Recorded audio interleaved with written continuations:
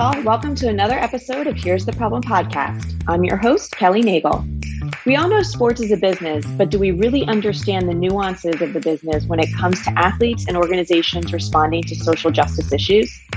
A panel of sports business experts joins the podcast to help us explore the influences of business in sports and how these influences play a role in the ways athletes can and do position themselves in social change endeavors.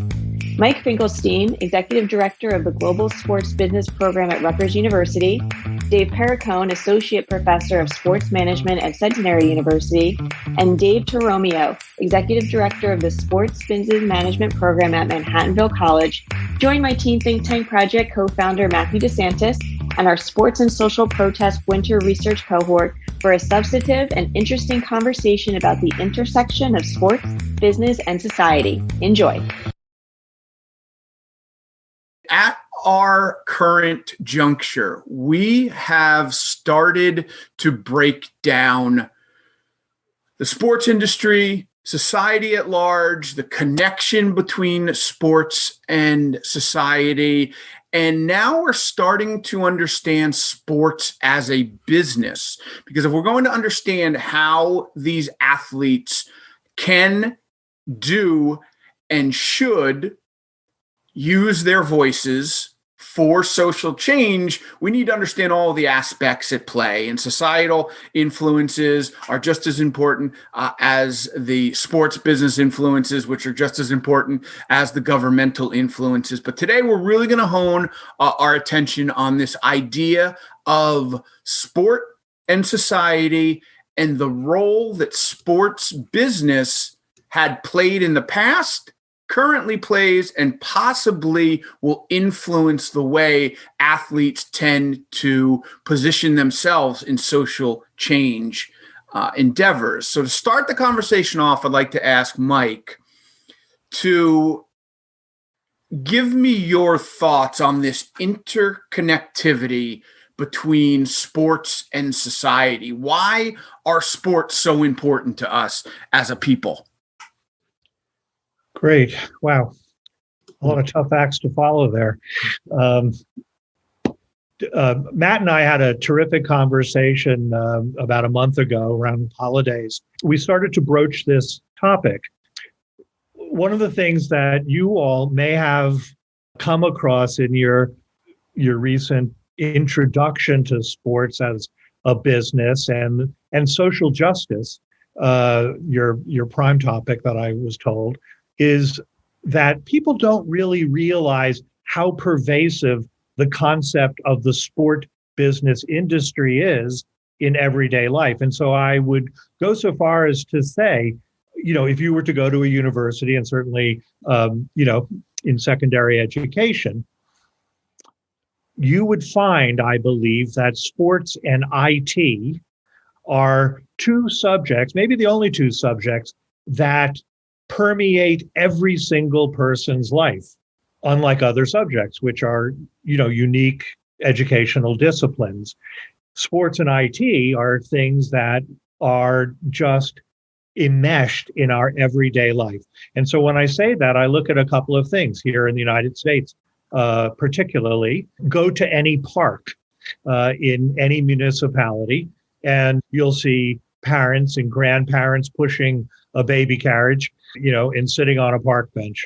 And while they're doing that, of course, there are people jogging on the paths throughout the park. And inside of the park, there are horseshoe pits and volleyball sandbanks and basketball courts. And even deeper inside are, playing fields with soccer and lacrosse and football, baseball, of course, and softball, and men and women of all ages participating in activities in an active or a passive way. So whether we realize it or not, and in fact, taking that one step further, people are wearing merchandise, which is the largest part of the sports business industry. If you were to say that all of the elements of sports, municipal, intercollegiate, professional sports, merchandising, sports media, journalism, hospitality, travel, all put together are elements that individually are billion-dollar industries, but together you could say that they are a 600 to 700 billion-dollar international industry. And that is what the sports business world is made of. Now, those people in the park, those people going to the games, people like us who are students and studying and may have played, view sports from an aspirational point of view, a developmental point of view, an inspirational point of view, and a purely entertainment point of view.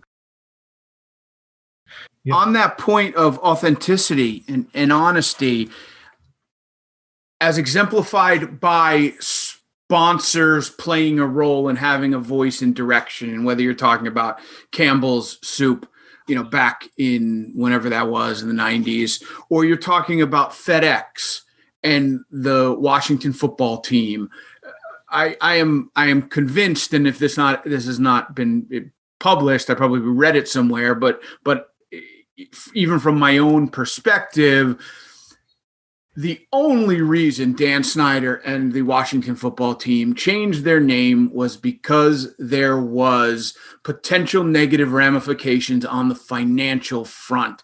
And specifically FedEx, who is their major partner, major sponsor, naming rights to the venue, put the pressure on them and said, no, this is going to change. So my question for you as kind of a follow-up to all that is, yes, okay, good for FedEx for understanding and reading the room, but is it too little too late? Is it garbage time layups? Was it the only move they have? Yes, they did it. They deserve credit for it, but do they deserve to get into the record books for a bunch of garbage time points when the writing was on the wall? And I guess that is kind of my question, as we kind of move the conversation along. Sponsors were in a position to do something long ago. Mm-hmm. They are doing it now because there are financial ramifications.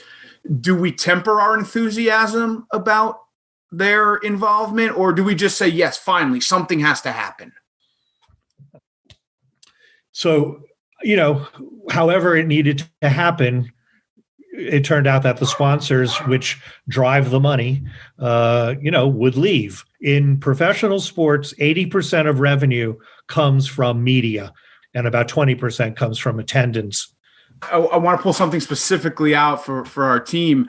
That 80-20 figure is going to be very important for us as we start to kind of peel the onion and determine what drives the permissible avenues. We're talking 80% of professional sports revenue through media, which then translates into television commercial revenue. That's why ESPN, ABC,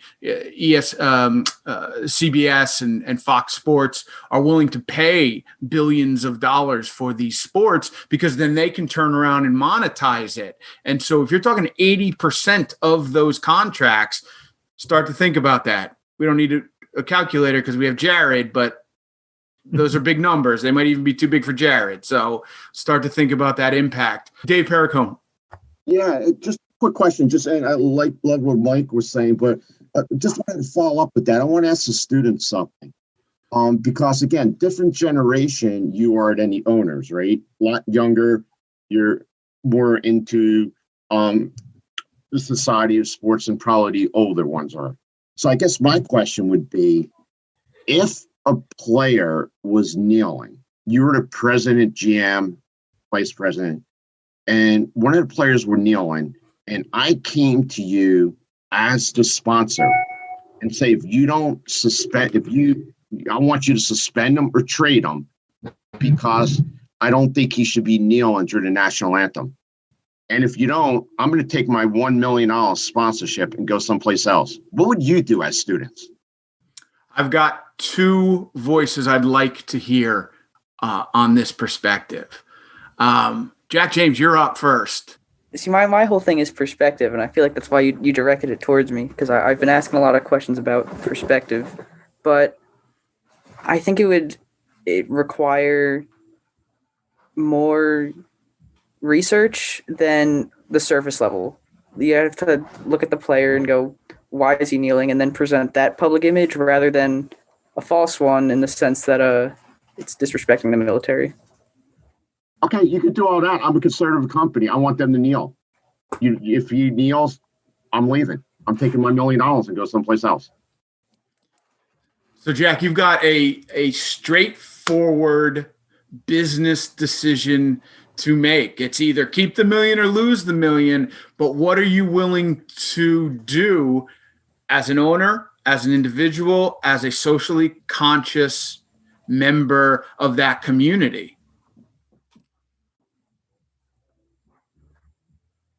It's a tough question, partially because I'm 17. I don't,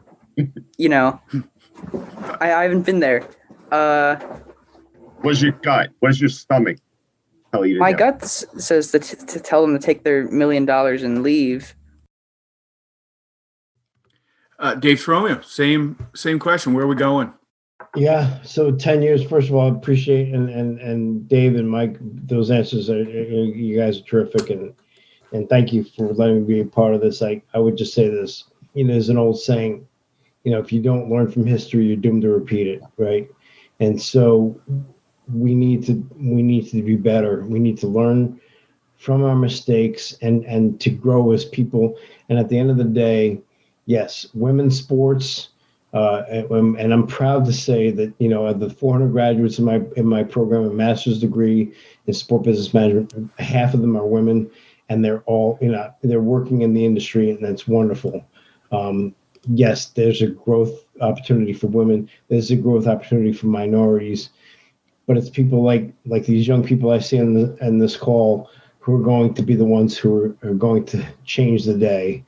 And at the end of the day, in 10 years, what I hope to see, hopefully, God willing, I'm still alive, is that we have made progress. I think, we now see teams and leagues that are hiring social media managers. That didn't exist 5-10 years ago. I think in 5-10 years, you're going to see people who are really hired to help understand the social justice platforms that their individual players are involved or concerned about. Okay. And they should be doing that because they're all, it should not be about what the sponsor is paying $5 million for and what they want, because at the end of the day, what they want is they want to make money. But if the people understand that this is an important issue, then they'll be on board with that as well. So, and hopefully within 10 years, we see at least one Jets Super Bowl win, one Mets World Series win, one Islanders Stanley Cup, and the Knicks make the playoffs. How's that? Very, very good, gentlemen. Thank you very much. A big thank you to our sports business panelists, Mike Finkelstein, Dave Perricone, and Dave Toromeo, for sharing their time and insight with our research cohort and our listeners. I'd also like to thank all those who made this podcast possible. Our wonderful production team, the George Milton Group, Winnie the Moogue for our theme song, and my Teen Think Tank Project co-founder, Matthew DeSantis. Most importantly, I'd like to thank you, the listener, and let us know you're listening. Subscribe, rate, and review this podcast. And you can follow the podcast at problem_pod. For more information on today's topic or to find out more about social justice programming for exceptional teens, please follow the Teen Think Tank Project at teen_think tank or visit us at teenthinktankproject.com. Until next week, I'm Kelly Nagel.